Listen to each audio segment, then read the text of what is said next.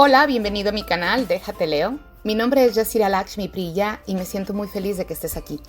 En este canal encontrarás narraciones de lecturas que en su mayoría se encuentran actualmente en el dominio público. También estoy motivada en leer libros de nuevos autores, así que si escribes y deseas dar a conocer tus obras, envíame un email y permíteme narrar tus letras. Recuerda suscribirte al canal activando la campanita.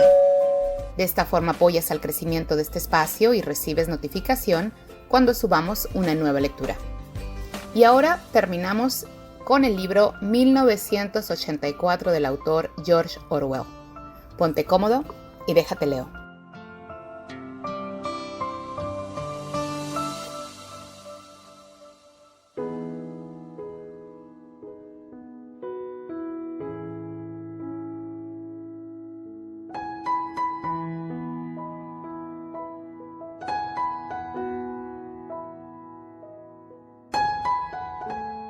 Capítulo 2.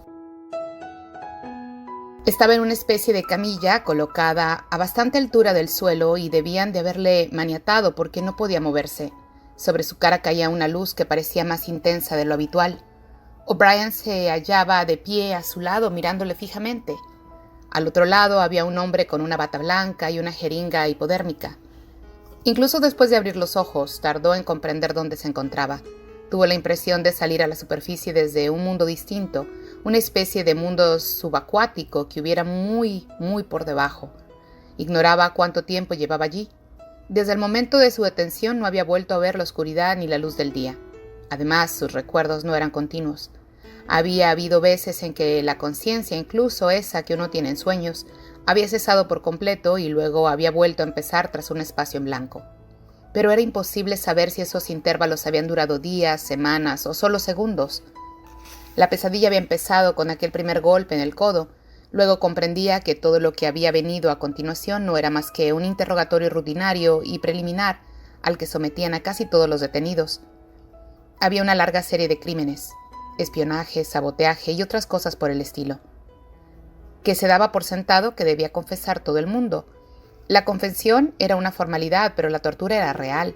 No recordaba cuántas veces le habían golpeado, ni cuánto había durado la paliza. Siempre había habido 5 o 6 hombres de uniforme pegándole al mismo tiempo. Unas veces con los puños, otras con porras, otras con barras de acero y otras con las botas.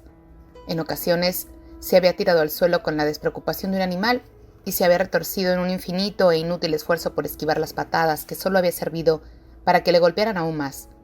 En las costillas, en el estómago, en los codos, en las espinillas, en la entrepierna, en los testículos. Había veces en que había durado tanto tiempo que lo que había parecido cruel, perverso e imperdonable no era que los guardias siguieran pegándole, sino no haber llegado a perder la conciencia. Otras había perdido de tal manera el dominio de sí mismo que se había puesto a gritar pidiendo clemencia antes incluso de que empezara la paliza. Le había bastado con ver un puño cerrado y a punto de pegarle para confesar toda la suerte de crímenes reales e imaginarios. En otros momentos había decidido no confesar nada y había tenido que sacarle cada palabra entre boqueadas de dolor. En otros había optado por una especie de término medio y se había dicho: confesaré, pero aún no. Esperaré a que el dolor sea insoportable. 3 patadas más, 2, y les diré lo que quieren saber. A veces le habían golpeado hasta que apenas se tenía en pie y luego lo habían dejado unas horas tirado como un saco de patatas en el suelo. También había habido periodos de recuperación más largo, aunque apenas lo recordaba porque los había pasado dormido o aturdido. Recordaba una celda con un camastro, una especie de estante que salía de la pared y un lavabo metálico, y sopa caliente, pan y a veces café. Recordaba a un hosco barbero que le había llegado para afeitar la cara y cortarle el pelo, y a hombres fríos y profesionales con bata blanca que le habían tomado el pulso, habían comprobado sus reflejos, le habían levantado los párpados, le habían examinado en busca de huesos rotos y le habían clavado agujas en el brazo para hacerle dormir. Luego la paliza se había vuelto más o menos frecuente y se habían convertido solo en amenazas, el horror al que podía volver a evitar si no daba las respuestas debidas. Los interrogadores ya no habían sido matones de uniforme negro, sino intelectuales del partido, hombrecillos corpulentos de movimientos rápidos y gafas relucientes, que lo acosaban a preguntas durante periodos que había durado. O eso pensaba él, porque no había modo de estar seguro. Entre 10 y 12 horas seguidas. Dicho interrogatorio se había asegurado de que sufriera un dolor leve constante, aunque ese no era su único recurso. La habían abofeteado, retorcido las orejas, tirado el pelo y obligado a sostenerse sobre una sola pierna. No le habían dado permiso para orinar y le habían deslumbrado con luces muy potentes, hasta hacerle llorar, a lágrima viva. Sin embargo, su verdadero objetivo era humillarle y destruir su capacidad de argumentación y razonamiento. Su verdadera arma había sido el implacable interrogatorio que había durado y durado hora tras hora, en el que había tendido trampas, habían transgiversado todo lo que decía y le habían causado a cada paso de mentir y contradecirse hasta que se echaba a llorar, no solo de agotamiento nervioso, sino de vergüenza, en ocasiones hasta una docena de veces por sesión. La mayor parte del tiempo le habían insultado y amenazado con volver a entregarlo a las guardias cada vez que dudaba, aunque fuese por un instante. Otras veces había cambiado de registro y le habían llamado camarada. Habían apelado a él en nombre de Sossing y el hermano mayor, y le habían preguntado en tono compasivo si no le quedaba lealtad suficiente al partido para querer reparar el daño que había causado. Después de horas de interrogatorio, con los nervios destrozados, bastaba con esa pregunta para reducirle a lágrimas y lloriqueos. Los reproches habían acabado hundiéndole más que las botas y los puños de las guardias. Se había convertido en una boca que denunciaba y una mano que firmaba todo lo que pedían. Su única preocupación había sido averiguar qué era lo que querían que confesara, para confesarlo enseguida y que no volviese a empezar la amenaza. Había confesado haber asesinado a prominentes miembros del partido, distribuido panfletos sediciosos, malversado fondos públicos, traficado con secretos militares y cometido sabotaje de toda índole. Había confesado ser un espía a sueldo del gobierno de esta Asia desde 1968. Había confesado ser religioso, un admirador del capitalismo y un pervertido sexual. Había confesado haber asesinado a una mujer, aunque sabía, y quienes le interrogaban también debían de saberlo, que su mujer seguía viva.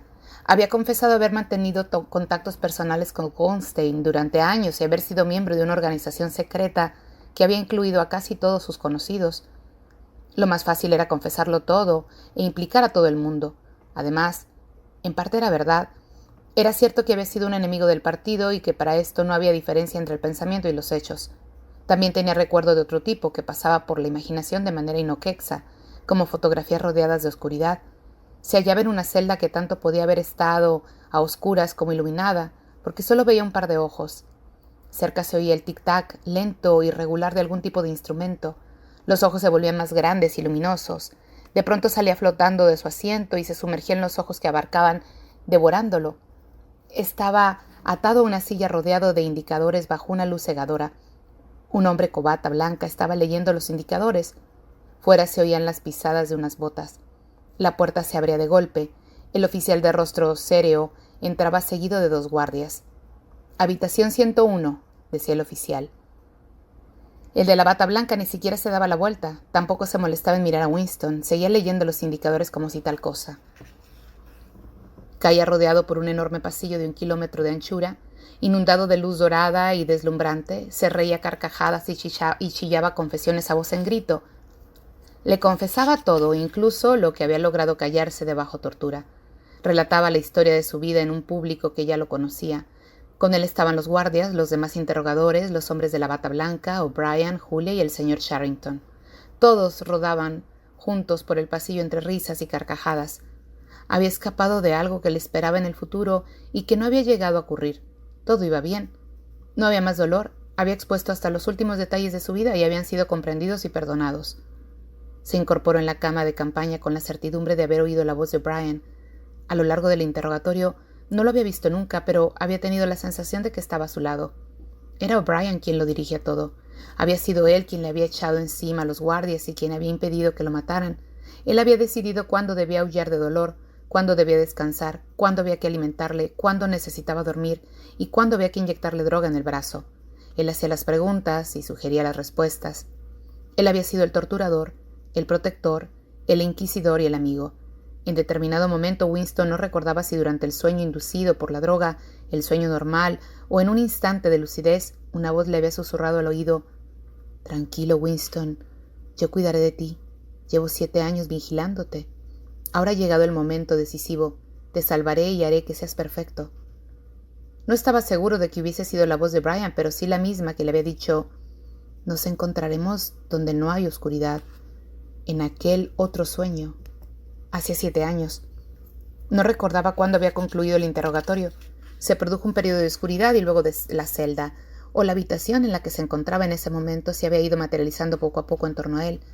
Estaba casi de espaldas y no podía moverse. Su cuerpo estaba sujeto por todas partes, incluso le habían atado de algún modo la nuca. O'Brien le miraba serio y un poco triste. Su rostro, visto desde abajo, parecía tosco y fatigado, con bolsas debajo de los ojos y arrugas, cansancio. Todo esto se marcaba alrededor de la nariz y la barbilla. Era mayor de lo que había pensado Winston. Tal vez rondaba los 48 y 50 años. Apoyaba la mano en una palanca con un indicador y un número. «Te advertí que si alguna vez volveríamos a vernos sería aquí», dijo Brian. «Sí», respondió Winston. Sin más aviso que un leve movimiento de la mano de Brian, una oleada de dolor inundó su cuerpo. Era un dolor aterrador porque no veía lo que estaba ocurriendo y le daba la sensación de que le estaban produciendo alguna herida mortal. Ignoraba si estaba sucediendo en realidad o si era un efecto inducido eléctricamente, pero su cuerpo estaba perdiendo la forma y se le estaban descoyuntando poco a poco las articulaciones. El dolor le había pegado la frente y sudaba, pero lo peor era el miedo a que se le quebrara la espina dorsal. Apretó los dientes y respiró con fuerza por la nariz en un esfuerzo por seguir callado todo el tiempo posible. «¿Te asusta?», dijo Brian, observando su rostro, que en cualquier momento se le rompía algo. «Sobre todo temes que sea la espina dorsal. Imaginas con tal claridad las vértebras quebrándose y el líquido raquídeo saliendo de ellas, ¿verdad, Winston?». Winston no respondió. O'Brien bajó la palanca del indicador. La ola de dolor cesó tan deprisa como había empezado. «Eso ha sido 40», dijo Brian. «Ya ves que los números del indicador llegan a 100. Tendrás presente durante nuestra conversación que en cualquier momento puedo infligirte tanto dolor como quiera. Si me mientes, si intentas confundirme de cualquier modo o incluso si disminuye tu nivel normal de inteligencia, gritarás de dolor al instante. ¿Lo entiendes?». «Sí», dijo Winston. Los modales de Brian se volvieron menos severos.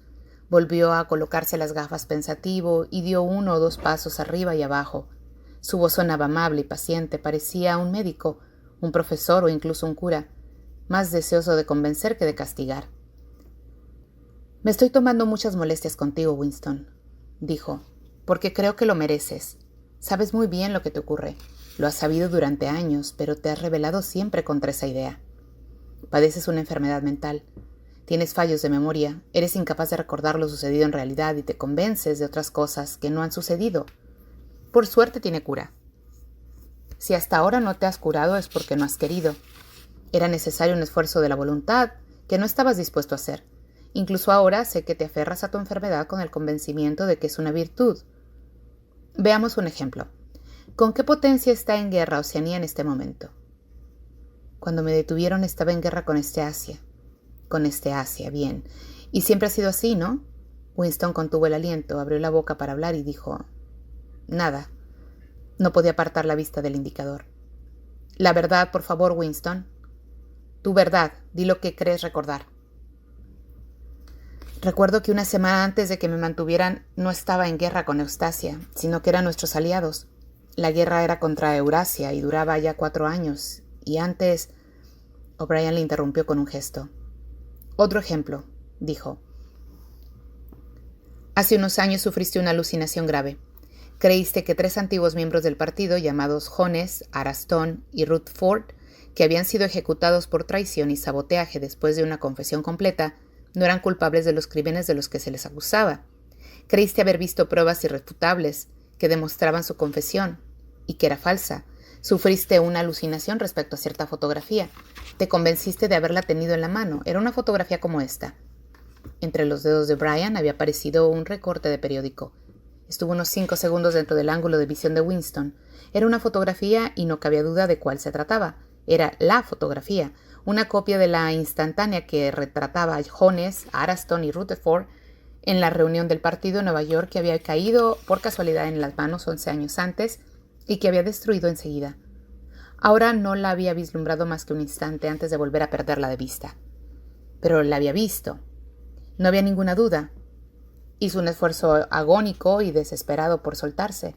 Era imposible moverse un centímetro. Por un segundo había olvidado incluso el indicador. Lo único que quería era tener la fotografía entre los dedos, o al menos verla. ¡Existe!, gritó. No, respondió Brian. Fue al otro lado de la habitación. En la pared había un agujero de memoria. O'Brien levantó la rejilla. La corriente de aire arrastró el frágil papel antes de que pudiera verla y la fotografía se deshizo en un fugaz llamarada. O'Brien se apartó de la pared. Cenizas, dijo. Ni siquiera cenizas identificables. Polvo, no existe, no ha existido nunca. Sí, claro que existe, existe en la memoria. Yo la recuerdo y tú también. Yo no, dijo Brian. A Winston se le encogió el corazón. Eso era doble piensa. Le embargó un absoluto desamparo. Si pudiera haber estado seguro de que Brian mentía, no le habría implorado. Pero era muy posible que Brian hubiese olvidado de la verdad que había visto la fotografía, y en ese caso también habría olvidado que hubiese negado recordarlo. ¿Cómo estar seguro de que no era más que un truco? Tal vez pudiera producirse de verdad esta delirante disociación mental. Eso era lo que más lo desanimaba.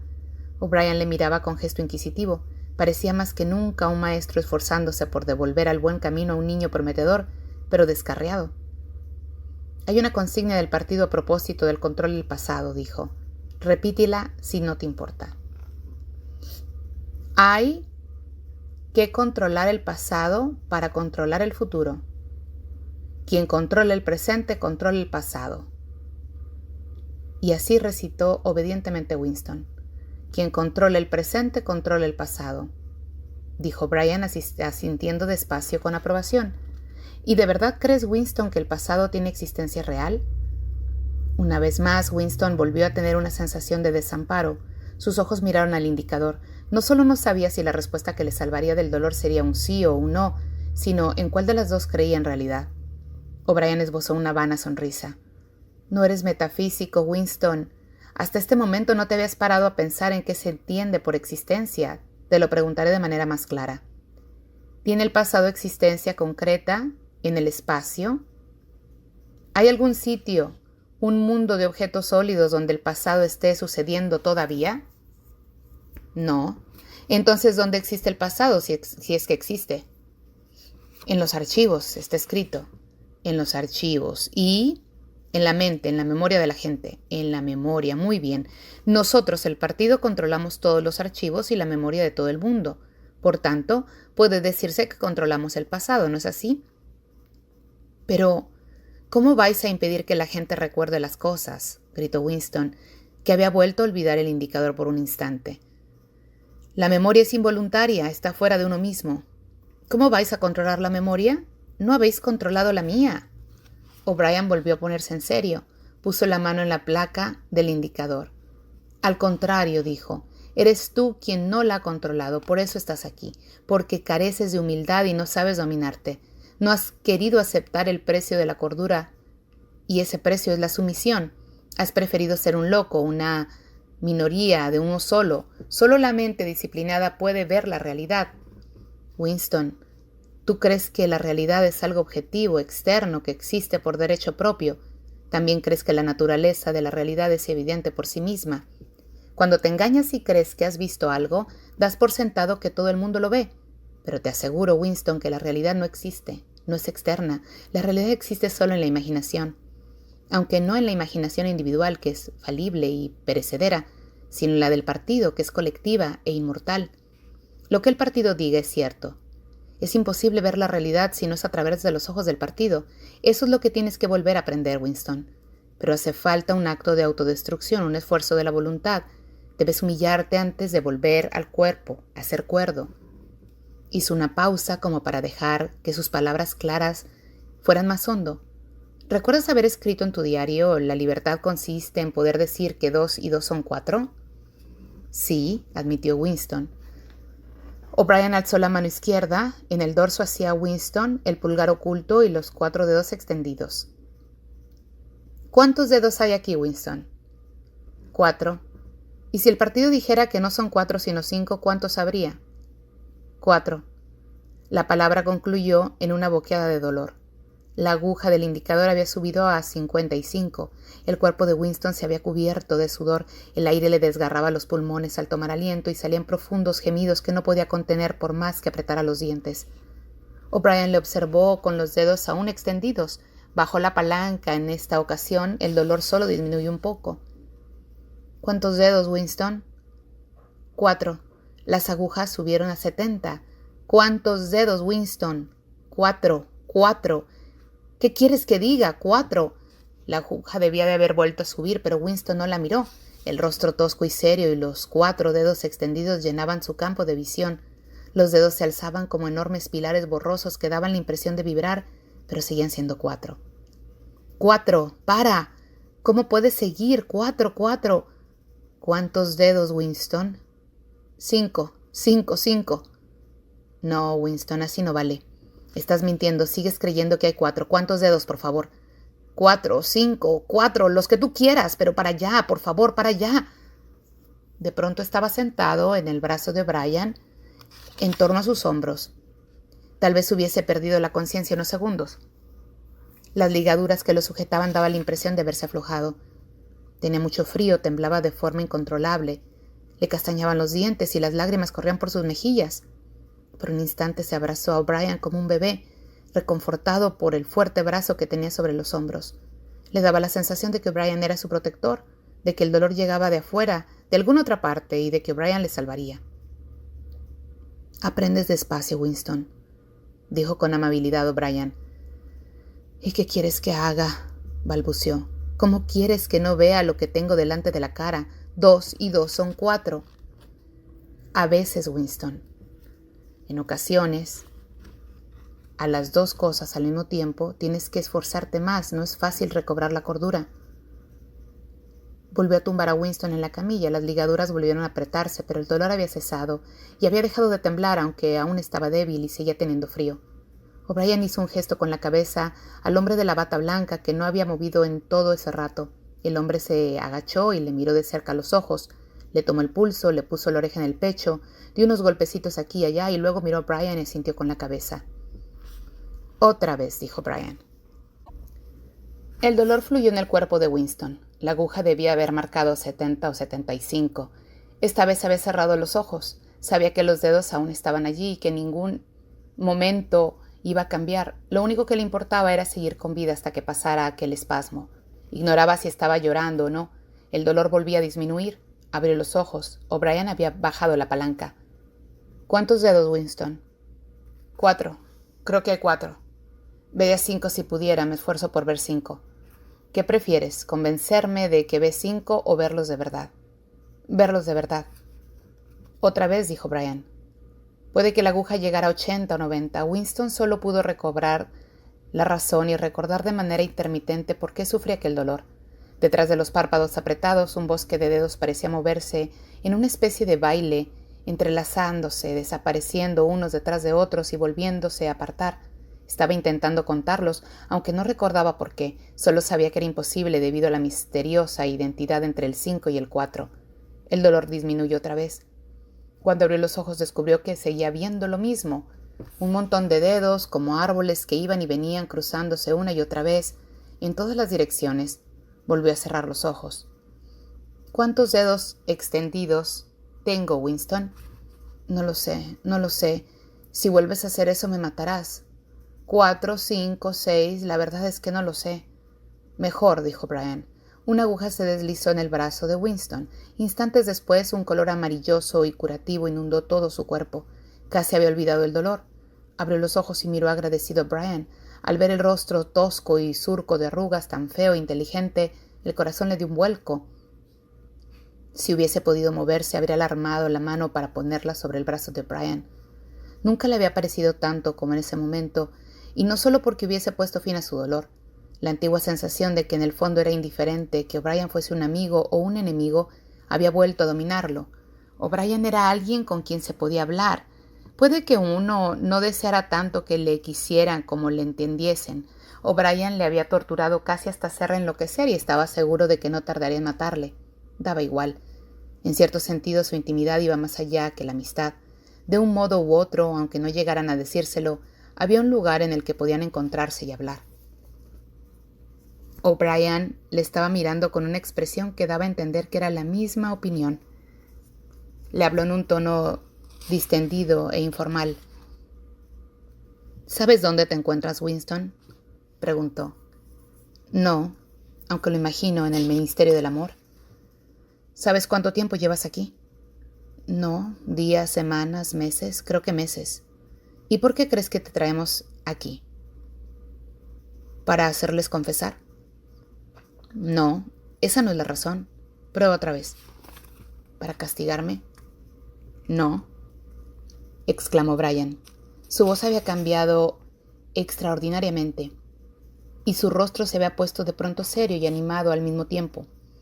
No, no es solo para hacerte confesar ni para castigarte. ¿Quieres que te lo diga? Para curarte, para que recuperes la cordura. ¿Entiendes que de aquí no sale nadie sin curarse? No nos interesan los estúpidos crímenes que puedes haber cometido. Al partido no le interesan los actos manifiesto. Lo único que nos preocupa es el pensamiento. No nos limitamos a destruir a nuestros enemigos, sino que los cambiamos. ¿Entiendes a lo que me refiero? Se había inclinado hacia Winston. Visto de cerca y desde abajo, su rostro parecía enorme y horriblemente feo. Además estaba dominado por una especie de exaltación, una intensidad demencial. Una vez más, a Winston se le encogió el corazón. De haber podido, se habría acurrucado en la camilla. Estaba convencido de que de un momento a otro Brian accionaría la palanca por puro capricho. No obstante, un instante después O'Brien se apartó, dio un paso o dos, prosiguió con menos vehemencia. Lo primero que tienes que entender es que aquí no hay sino puros mártires. Y este no es el sitio para mártires. Habrás leído acerca de las persecuciones religiosas del pasado. En la Edad Media estaba la Inquisición. Fue un fracaso.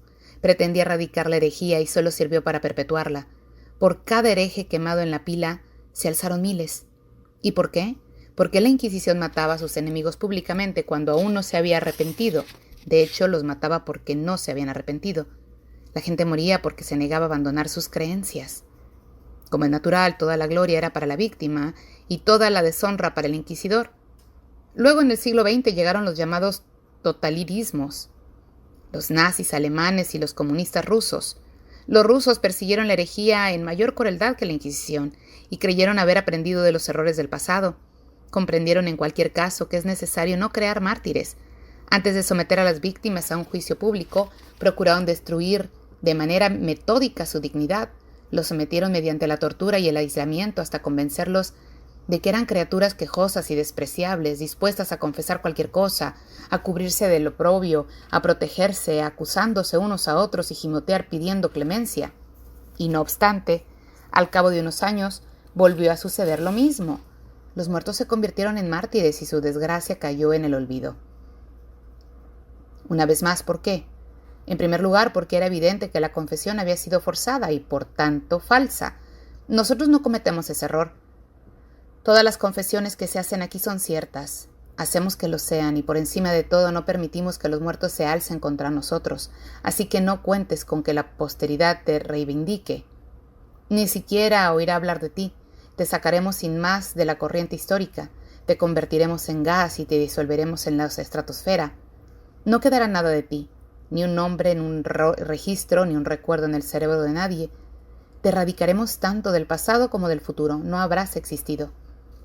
Entonces, ¿por qué tomarse la molestia de torturarme?, pensó Winston con una momentánea amargura.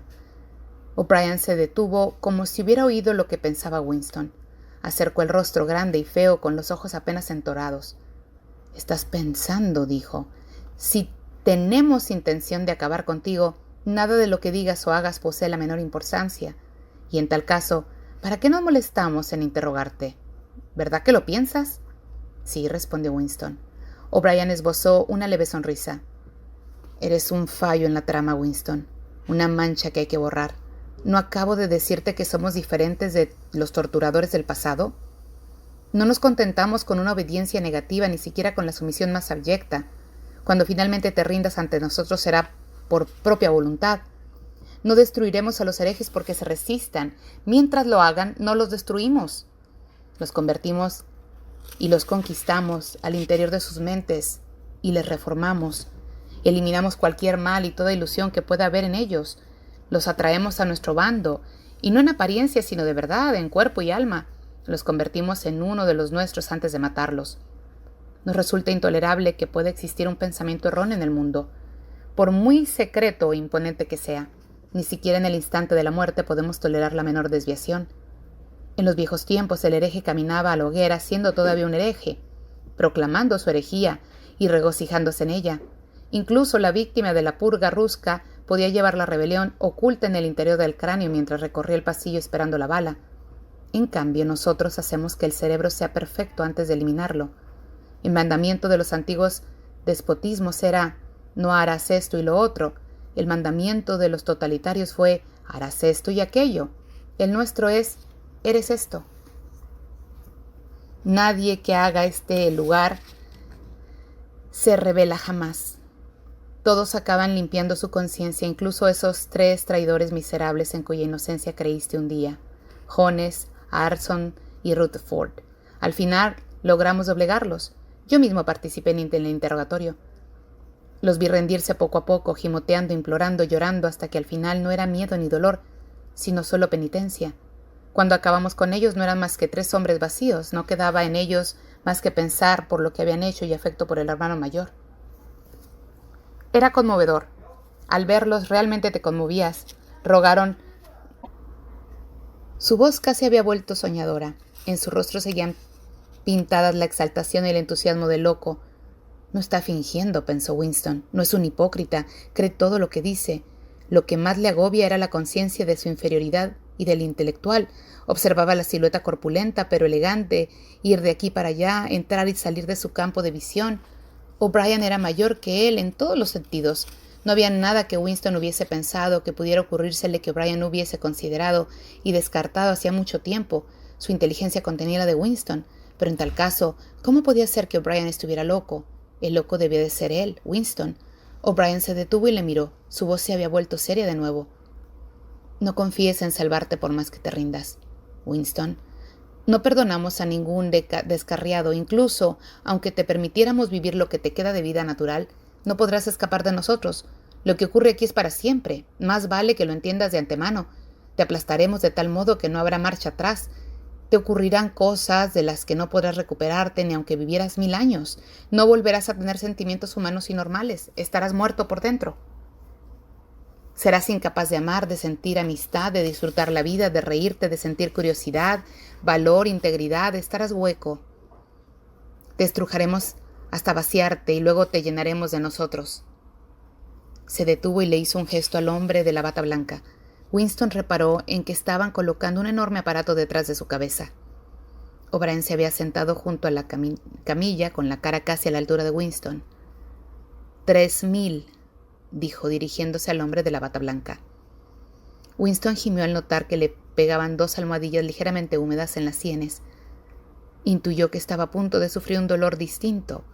O'Brien le cogió la mano para tranquilizarle. «Esta vez no te dolerá», dijo. «Mírame a los ojos».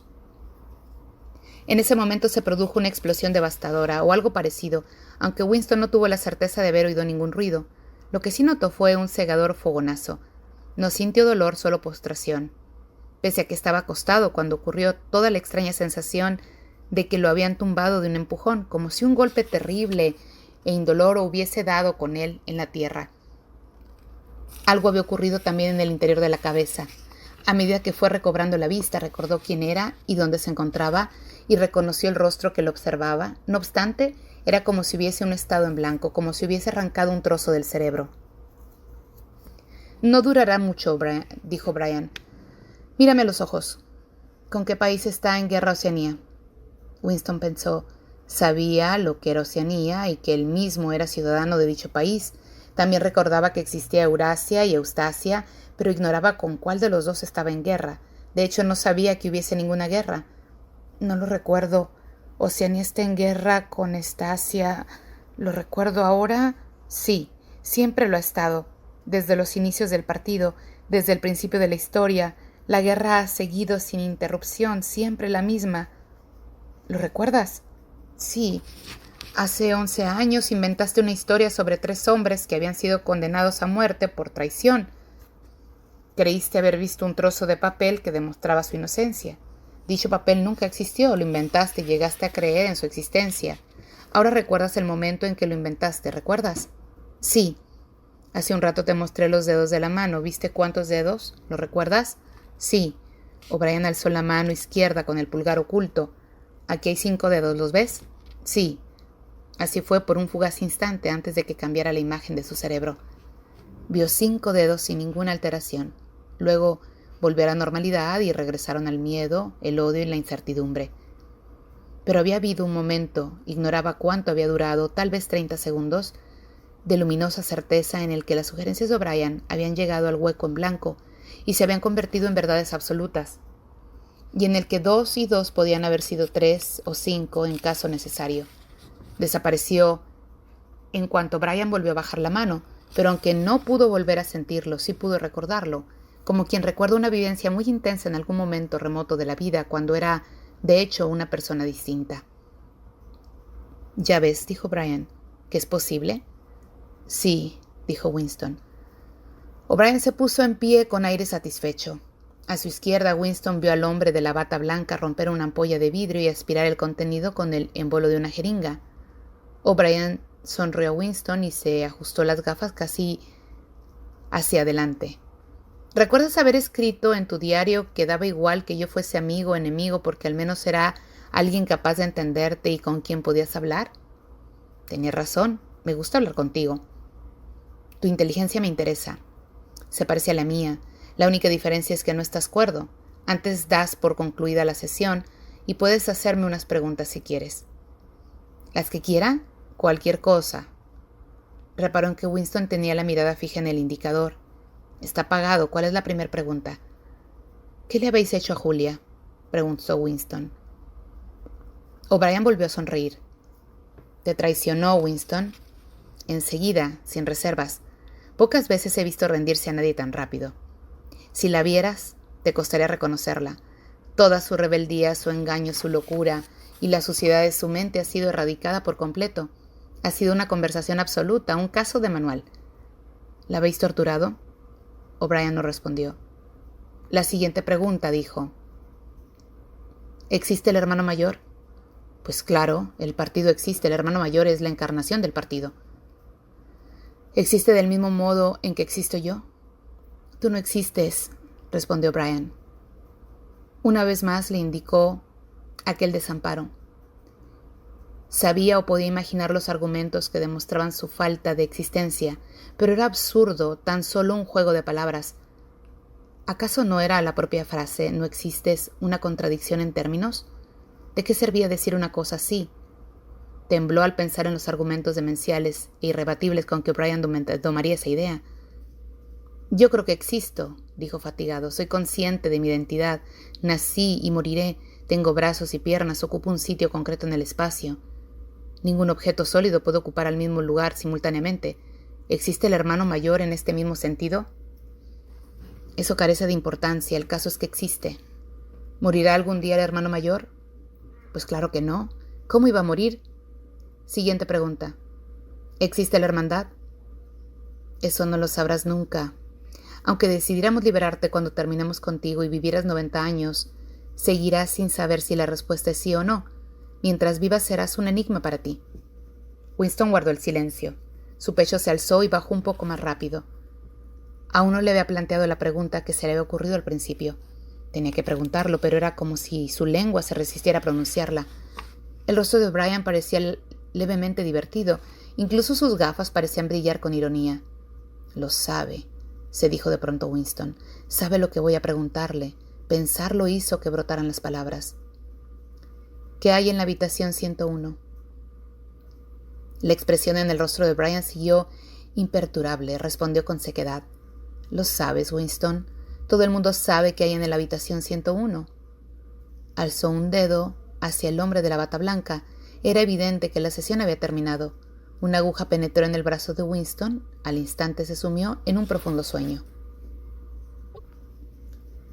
Capítulo 3. Tu reintegración consta de 3 etapas, dijo O'Brien. La primera es de aprendizaje, la segunda de comprensión y la tercera de aceptación. Ya es hora de que pases a la segunda. Como siempre, Winston estaba tumbado de espaldas. Aunque últimamente no le ataban tan fuerte. Seguía sujeto a la camilla, pero podía mover un poco las rodillas, volver la cabeza de lado a lado y doblar el codo. El indicador también le inspiraba cada vez menos miedo. O'Brien accionaba la palanca solo cuando demostraba estupidez y Winston podía esquivar los espasmos de dolor si era lo bastante listo. A veces pasaban una sesión entera sin utilizar el indicador. No recordaba cuántas sesiones llevaban. El proceso parecía extenderse de manera indefinida. Posiblemente durase ya varias semanas, y los intervalos entre sesiones quizá fueran días o a veces horas. «Mientras yaces ahí», dijo Brian, «has querido saber muchas veces e incluso me has preguntado por qué el Ministerio del Amor dedica tanto tiempo y se toma tantas molestias contigo. Y cuando eras libre te extrañabas especialmente por lo mismo. Entendías la mecánica de la sociedad en que vivías, pero no los motivos subyacentes. ¿Recuerdas haber escrito en tu diario «Entiendo cómo, no entiendo por qué»? Cuando pensaste en el por qué dudaste de tu propia cordura. ¿Has leído el libro de Goldstein, o al menos parte de él? ¿Acaso te ha enseñado algo que no supieras?» «¿Lo has leído?», preguntó Winston. «Lo escribí yo, es decir, colaboré con su redacción. Ya sabes que ningún libro se produce individualmente». «¿Es cierto lo que dices?». «Como descripción sí, pero el programa que plantea es absurdo. La acumulación secreta de conocimientos, la paulatina extensión del saber, la rebelión de los proletarios, el derrocamiento del partido. ¿Imaginabas que sería eso lo que diría?». «Un puro sinsentido. Los proletarios no se rebelarían ni en 1 millar ni en 1 millón de años. No pueden. No hace falta que te lo explique. Y ya lo sabes, si alguna vez has abrigado el sueño de una insurrección violenta, puedes descartarlo.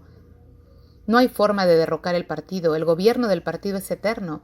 Todos tus pensamientos deben partir de ahí». Se acercó a la camilla. «Eterno», repitió. «Y ahora volvamos a la cuestión del cómo y el por qué. Entiendes muy bien cómo se mantiene el partido en el poder. Dime ahora por qué nos aferramos a él. ¿Cuáles son nuestros motivos? ¿Por qué nos atrae el poder? Vamos, habla», añadió al ver que Winston guardaba silencio. No obstante, Winston siguió callado unos instantes. Lo había invadido una sensación de fatiga. El rostro de Brian volvió a estar encendido de fanatismo y entusiasmo. Supo de antemano lo que le diría O'Brien, que el partido no ambiciona el poder para su propio fin, sino por el bien de la mayoría, que si aspiraba al poder era porque los hombres de las masas eran criaturas frágiles y cobardes, incapaces de soportar la libertad o enfrentarse a la verdad, por lo que debía ser dominados y engañados de forma sistemática por otros más fuertes que ellos, que la humanidad tenía que elegir entre la libertad y la felicidad, y que la mayoría prefería la felicidad, que el partido era el eterno protector de los débiles, una secta consagrada a causar el mal para producir el bien, aun a costa de su propia felicidad. Lo terrible, pensó Winston, era que cuando Brian decía todo aquello lo creía a pies juntillas. Se le notaba en la cara. O'Brien lo sabía todo, sabía 1000 veces mejor que Winston cómo era el mundo en realidad, la degradación en que vivían sumidas las masas y mediante él, qué mentiras, barbaridades del partido las mantenían en este estado. Lo había comprendido y meditado todo, y le daba igual, todo lo justificaba el fin último. «¿Qué puede hacer?», pensaba Winston, «contra un loco que es más inteligente que tú, que escucha tus argumentos y luego persiste en su locura». «No te estás gobernando por nuestro propio bien», dijo con voz débil. «Crees que la gente no puede gobernarse a sí misma y por eso…» Dio un respingo y a punto estuvo de gritar. Una punzada de dolor había recorrido todo su cuerpo. O'Brien había empujado la palanca del indicador hasta 35. «No me vengas con tonterías, Winston», dijo. «Más te valdría ser más sensato». Volvió a bajar la palanca y prosiguió. «Te diré la respuesta a mi pregunta. Es la siguiente. El partido ambiciona el poder a sí mismo. No nos interesa el bienestar ajeno, sino únicamente el poder, ni la riqueza, ni el lujo, ni la longevidad, ni la felicidad, solo el poder en estado puro. Enseguida entenderás en qué consiste el poder en estado puro. Somos distintos de todos los oligarcas del pasado, porque sabemos lo que hacemos. Las demás, incluso las que más se nos parecían, eran cobardes e hipócritas. Los nazis alemanes y los comunistas rusos utilizaron métodos muy similares a los nuestros, pero nunca tuvieron el valor de reconocer sus motivos. Fingían y tal vez incluso creyeran haber tomado el poder contra su voluntad y por un tiempo limitado, y que a la vuelta de la esquina esperaba un paraíso en el que la gente sería libre e igual. Nosotros no somos así. Sabemos que nadie toma el poder con la intención de renunciar a él. El poder no es un medio, sino un fin. Nadie instaura una dictadura para salvaguardar una revolución, sino que la revolución se hace para instaurar una dictadura. El objetivo de las persecuciones son las persecuciones. El de la tortura y el del poder, el poder. ¿Lo vas entendiendo? A Winston le sorprendió, igual que le había ocurrido otras veces, la fatiga que reletaba el rostro de Brian. Era fuerte, carnal y despiadado, desbordaba inteligencia y una especie de pasión controlada ante lo que él sentía inerme, pero estaba cansado. Tenía bolsas debajo de los ojos y le colgaba la piel de los pómulos. O'Brien se inclinó hacia él y acercó su rostro fatigado. «Estás pensando en mi cara, que parece vieja y cansada. Que no paro de hablar del poder y ni siquiera soy capaz de impedir la decrepitud de mi propio cuerpo. ¿Es que no ves que el individuo no es más que una célula? La fatiga de una célula es la que da vigor al organismo. ¿Acaso mueres después de cortarte las uñas?» Se apartó de la camilla y empezó otra vez a andar de aquí para allá con una mano en el bolsillo. «Somos sacerdotes del poder», prosiguió. «Dios es poder, pero de momento el poder es solo una palabra para ti. Ya es hora de que te hagas una idea de lo que significa el poder. Lo primero que debes comprender es que el poder es colectivo. El individuo solo tiene poder cuando cesa de ser un individuo. ¿Conoces el eslogan del partido, la libertad es la esclavitud? ¿Nunca te has parado a pensar que la frase es reversible? La esclavitud es la libertad. El ser humano siempre acaba siendo derrotado cuando está solo y es libre. Es inevitable que así sea porque todo ser humano está condenado a morir, lo cual es el mayor de los fracasos. Pero si uno es capaz de llevar a cabo una sumisión completa y total, si puede escapar de su identidad, si logra fundirse con el partido hasta ser el partido, se convierte en todopoderoso y inmortal. Lo segundo que debes entender es que el poder se ejerce sobre las personas, sobre el cuerpo, pero ante todo sobre el espíritu. El poder sobre la materia o la realidad externa, como lo llamarías tú, carece de importancia. Nuestro control sobre la materia ya es absoluto. Por un momento, Winston olvidó el indicador. Hizo un violento esfuerzo por sentarse y tan solo logró retorcerse dolorido. «Pero, ¿cómo puedes decir que controláis la materia?», estalló. «Ni siquiera controláis el clima o la ley de la gravedad. Hay enfermedades, dolor, muerte». O'Brien le hizo callar con un gesto. «Controlamos la materia porque controlamos la mente. La realidad está en el interior del cráneo. Ya lo irás aprendiendo, Winston. Podemos conseguir lo que se nos antoje. La invisibilidad, la levitación, cualquier cosa. Siquiera podrías elevarte flotando como una pompa de jabón, y si no quiero es porque el partido no lo desea. Debes olvidar esas ideas demoníacas sobre las leyes de la naturaleza. Nosotros hacemos las leyes de la naturaleza. No es cierto, ni siquiera sois dueños del planeta. ¿Qué me dices de Eurasia y Eustasia? Aún no las habéis conquistado. Eso no importa, las conquistaremos cuando nos convenga.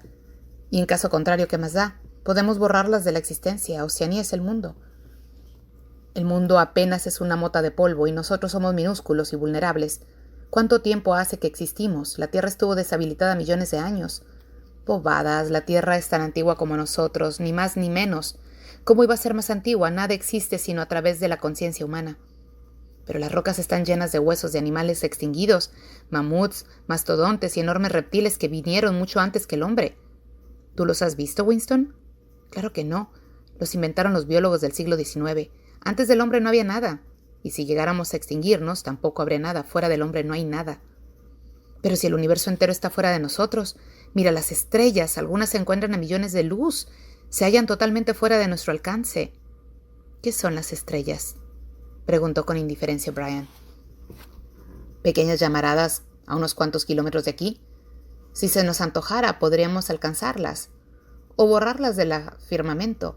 La Tierra es el centro del universo, el Sol y las estrellas giran en torno a ella.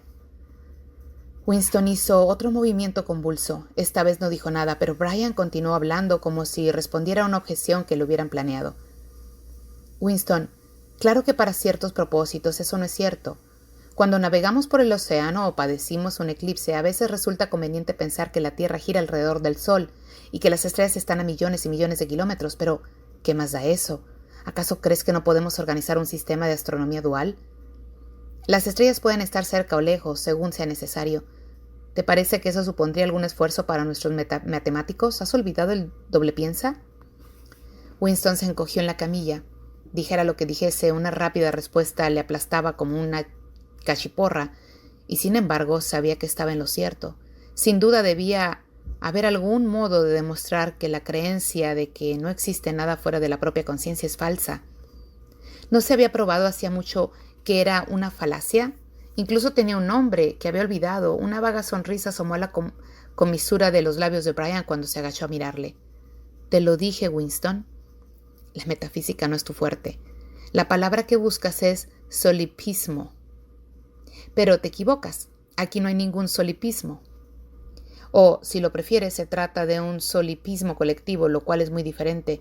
De hecho, todo lo contrario. No obstante, todo esto no es más que una digresión», añadió con un tono distinto. «El verdadero poder, el poder por el que luchamos noche y día, no es el poder sobre las cosas, sino sobre las personas». Se irrumpió y por un instante volvió a adoptar aquel aire de maestro examinando a un alumno aventajado. «¿Cómo impone un hombre a otro su poder, Winston?» Winston pensó. «Haciéndole sufrir». «Exacto, haciéndole sufrir». La obediencia no es suficiente. Si no sufre, ¿cómo puedes estar seguro de que la otra persona obedece a tu voluntad y no a la suya? El poder se basa en infligir dolor y humillación. El poder consiste en hacer pedazos al espíritu humano y darle la forma que elijamos. ¿Empiezas a ver ahora el mundo que estamos creando? Es justo lo contrario de las bobas utopías hedonistas que imaginaron los antiguos reformistas. Un mundo de miedo, traición y tortura en el que pisoteas y que se volverá más despiadado a medida que vaya refinándose. En nuestro mundo el progreso será un progreso hacia el dolor. Las civilizaciones antiguas decían estar basadas en el amor o la justicia. La nuestra se funde en el dolor, en el odio. En nuestro mundo no habrá más emociones que el miedo, la rabia, el triunfo, la desgradación. Destruiremos todo lo demás, todo. Ya hemos empezado a destruir la forma de pensar que han sobrevivido a la revolución. Hemos cortado los vínculos entre hijos y padres, entre hombres y entre mujeres. Nadie osa confiar ya en una mujer, en un hijo o en un amigo. En el futuro no habrá esposas ni amigos. Separaremos a los niños de sus madres al nacer, igual que se cogen los huevos de una gallina. El instinto sexual será erradicado. La procreación se convertirá en una formalidad anual, como la renovación de una cartilla de racionamiento. Aboliremos el orgasmo. Nuestros neurólogos ya están trabajando en ello. No habrá otra lealtad que la profesada al partido. No habrá más amor que el que se siente por el hermano mayor. No habrá más risas que la risa triunfal al derrotar a un enemigo. No habrá arte, ni literatura, ni ciencia. Cuando seamos omnipotentes, no hará falta la ciencia. Dejará de haber diferencia entre la belleza y la fealdad. Desaparecerá la curiosidad y el disfrute de la vida. Todos los placeres serán destruidos, pero siempre más vale que no lo olvides. Winston, persistirá la embriagadez del poder que cada vez será mayor y más sutil. Siempre, en todo momento, existirá la emoción de la victoria, la sensación de pisotear a un enemigo indefenso. Si quieres hacerte una imagen del futuro, imagina una bota aplastando una cara humana, eternamente. Se interrumpió como esperando oír una respuesta, pero Winston solo intentó acurrucarse en la camilla. No podía hablar. Era como si se hubiese helado en el corazón. O'Brien prosiguió. Y recuerda que es para siempre. El rostro siempre estará ahí para pisotearlo. El hereje, el enemigo de la sociedad, seguirá ahí para que podamos derrotarlo y humillarle una y otra vez. Todo lo que has sufrido desde que caíste en nuestras manos continuará y empeorará. El espionaje, las traiciones, las detenciones, la tortura, la ejecución, la desaparición proseguirá eternamente. Será un mundo tan aterrador como triunfal. Cuanto más poderoso se haga el partido, menos tolerante será. Cuanto más débil se vuelva la oposición, mayor será el despotismo. Goldstein y sus herejías vivirán siempre. Serán derrotadas, desacreditadas, ridiculizadas, y escupiremos en ellas a diario. Pero perdurarán eternamente. La tragedia que hemos interpretado estos 7 años se representan una y otra vez, generación tras generación, de formas cada vez más sutiles. Siempre tendemos al hereje a nuestra merced, chillando de dolor, quebrantado, despreciable y en último extremo arrepentido, salvo de sí mismo, arrastrándose ante nuestros pies en su propia voluntad. De ahí el mundo que preparamos, Winston, un mundo de victoria tras victoria, de triunfo tras triunfo, tras triunfo tras triunfo, una presión y presión y presión constante sobre el nervio del poder. Veo que ya empiezas a entender cómo será ese mundo, pero al final harás mucho más que entenderlo. Lo aceptarás, serás el primero en darle la bienvenida y formarás parte de él.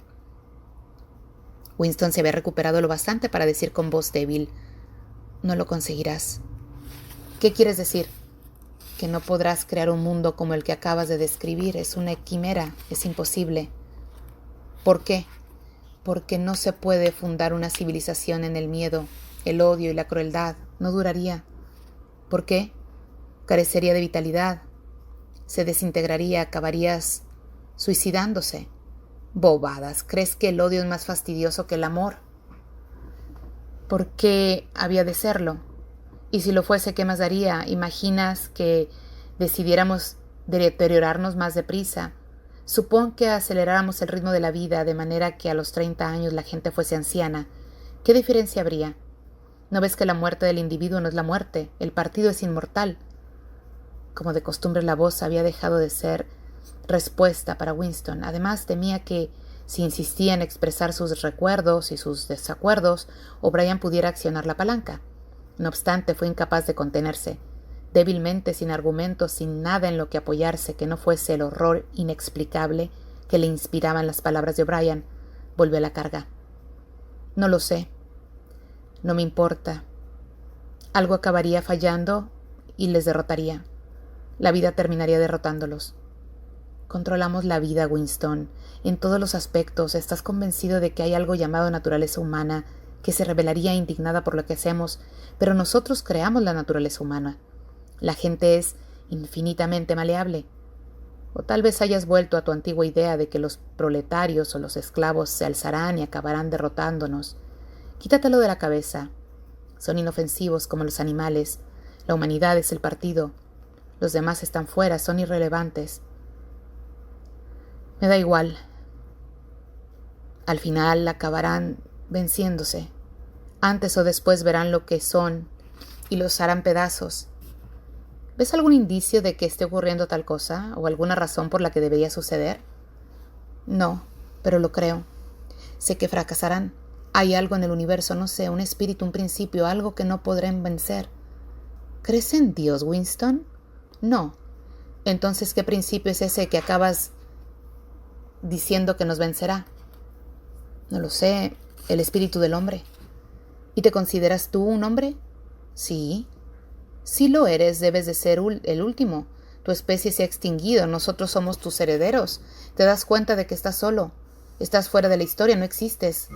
Cambió de tono y añadió con áspera: ¿te consideras superior a nosotros por nuestras mentiras y nuestra crueldad? Sí, así es. O'Brien no dijo nada. Se oyeron otras dos voces. Al cabo de un instante, Winston se reparó en que una de ellas era la suya. Era una grabación de la conversación que había tenido con O'Brien la noche que se le había reclutado para formar parte de la hermandad. Se oyó a sí mismo comprometiéndose a mentir, robar, falsificar, asesinar, fomentar el consumo de las drogas y la prostitución, a extender enfermedades venéreas y arrojar vitrilio a la cara de los niños. O'Brien hizo un breve gesto de impaciencia, como insinuando que no valía la pena seguir con la demostración. Luego pulsó un interruptor y las voces se detuvieron. Baja de la camilla. Las ligaduras se habían soltado. Winston bajó al suelo y se puso de pie, aunque un poco inestable. Eres el último hombre. Ahora te verás tal como eres. Quítate la ropa. Winston deslizó el nudo que sujetaba el mono. Hacía mucho que había eliminado sus cremalleras. No recordaba haberse quitado la ropa desde el momento en la detención. Debajo del mono llevaba unos harapos sucios y amarillentos, en los que apenas reconoció su ropa interior. Al echarlos al suelo vio que había un espejo de 3 lunas al fondo de la habitación. Se acercó y se detuvo en seco. Sin querer soltó un grito. «Ve», dijo Brian. «Ponte entre las lunas del espejo, así también podrás verte de lado». Se había detenido paralizado por un miedo. Una especie de esqueleto encogido y grisáceo se estaba aproximando a él. Su apariencia era aterradora, y no solo porque supiera que era él. Se acercó al espejo. Estaba tan encorvado que la cara de aquella criatura parecía sobresalir de un modo extraño. Era una cara triste, de presidiario, con la frente cubierta de bultos y el cuello cabelludo calvo, la nariz gachuda, los pómulos machacados y la mirada feroz y alerta. Las mejillas tenían varios costurones y la boca parecía tensa. Sin duda era su cara, pero le pareció que había cambiado por fuera aún más que por dentro. Las emociones que registraba eran distintas de las que sentía. Se había quedado en parte calvo. Al principio había pensado que había encanecido, pero solo porque tenía el cuello cabelludo de color gris. A excepción de las manos y el círculo de su cara, su cuerpo parecía grisáceo porque estaba cubierto de suciedad incrustada. Aquí y allá, entre la mugre, se veían las rojas cicatrices de sus heridas, y cerca del tobillo su úlcera varicosa se había convertido en una masa inflamada de la que se caía la piel a tiras, pero lo verdaderamente espantoso era la delgadez de su cuerpo. La caja torácica era tan estrecha como el rostro del esqueleto. Las piernas se habían adelgazado tanto que las rodillas eran más gruesas que los muslos.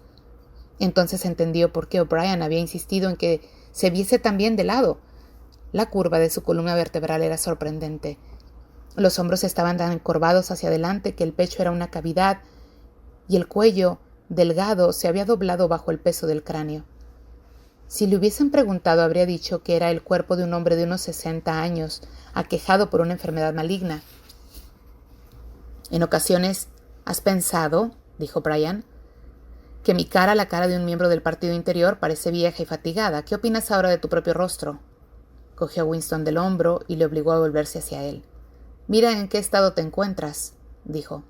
Fíjate en la mugre que cubre tu cuerpo, en la roña que tienes entre los dedos de los pies. Mira esa repugnante herida de la pierna que no para de supurar. ¿Sabes que hueles como un cerdo?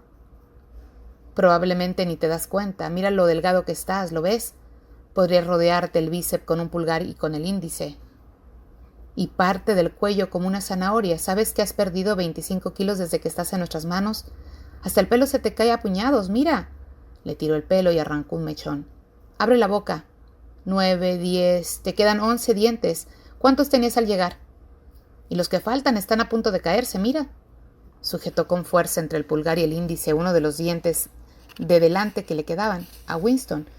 Una punzada de dolor le recorrió la mandíbula. O'Brien le había arrancado el diente de raíz, lo tiró al otro extremo de la celda. Te estás pudriendo, dijo. Te caes a pedazos. ¿Qué eres? Un saco de inmundicia. Gírate y vuelve a mirarte en el espejo. ¿Ves lo que tienes delante? El último hombre. Si eres humano, eso es la humanidad. Vamos, vuélvete a vestir. Winston empezó a vestirse con movimientos rígidos y lentos.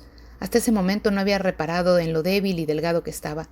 Solo podía pensar en una cosa, que debía llevar a aquel lugar más tiempo de lo que pensaba. De pronto, mientras se ponía aquellos tristes harapos, lo dominó un sentimiento de lástima por su cuerpo decrépito. Sin saber lo que hacía, se desplomó en un pequeño taburete que había al lado y rompió a llorar. Era consciente de su fealdad, de su falta de elegancia, de ser un saco de huesos que lloraba a plena luz en la ropa interior sucia, pero no podía contenerse. O'Brien le puso la mano en el hombro casi con amabilidad. No durará siempre, dijo. Puedes escapar cuando quieras, todo depende de ti. Has sido tú, sollozó Winston. Tú me has reducido a esto. No, Winston, has sido tú. Lo aceptaste cuando te pusiste en contra del partido. Todo estaba incluido en este primer acto de rebeldía. No ha ocurrido nada que no intuyeras. Hizo una pausa y luego prosiguió. Te hemos golpeado y machacado. Ya has visto cómo está tu cuerpo. Tu espíritu está igual de quebrantado. No creo que te quede mucho orgullo. Te han pateado, azoteado, insultado. Has gritado de dolor. Te has retorcido en el suelo entre tu sangre y tu vómito. Has gimoteado pidiendo piedad. Has traicionado a todos a tu lado. ¿Se te ocurre alguna degradación que no hayas sufrido? Winston había parado de llorar, aunque las lágrimas seguían brotando de sus ojos. Miró a O'Brien. No he traicionado a Julia, dijo. O'Brien le miró pensativo. No, reconoció por fin, no tienes razón. No la has traicionado. El corazón de Winston volvió a inundarse de aquella peculiar reverencia que sentía por O'Brien y que nada parecía capaz de destruir. Qué inteligente era, pensó, qué inteligente. Siempre entendía lo que decía. Cualquier otro habría respondido que sí la había traicionado. ¿Acaso se lo había sacado todo bajo tortura? Les había contado todo lo que sabía de ella, sus costumbres, su personalidad, su vida pasada. Había confesado hasta detalle más trivial todo lo que había ocurrido durante sus encuentros, todo lo que se habían dicho, las comidas a base de productos del mercado negro, los adulterios, sus vagas conspiraciones contra el partido, todo. Y sin embargo, en el sentido en el que lo decía, No la había traicionado, no había dejado de quererla, sus sentimientos seguían siendo los mismos, y O'Brien lo había entendido sin necesidad de que se le explicase. «Dime una cosa», preguntó. «¿Cuándo me matarán?» «Puede que aún tarde mucho», respondió O'Brien. «Eres un caso difícil. Pero no pierdas la esperanza, todo el mundo se cura, antes o después. Al final, te mataremos».